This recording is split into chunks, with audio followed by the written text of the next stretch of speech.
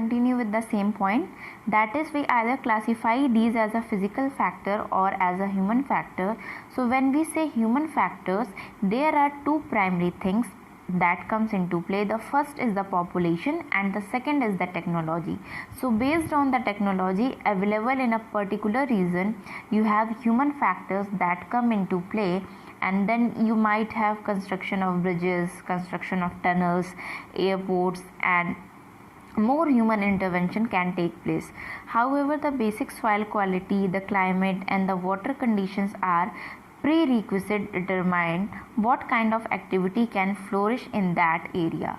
Now again, we can classify land either as a privately owned land, that is our 7th point.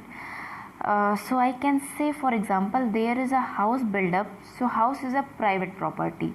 However, there are common resources, for example a government garden, or the roadways, or the basic amenities we use.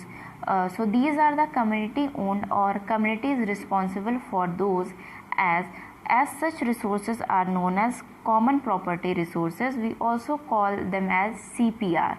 CPR is an important terminology in recent days, where there has more focus on the betterment and improvement on common property resources that exist, and the funding for these common property resources come from the local bodies. Let's say, for example, the municipal corporation of a city would work for the common property resources of that particular region.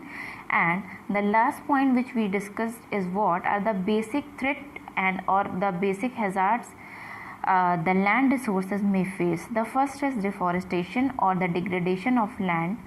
So I would say, now if you have the forest area or an agricultural area, there is a rapid deforestation. It would definitely affect the land quality, because on the next rainy season that would happen is all the rich soil would wash away. So would have decrease in the fertility of the soil that would witness.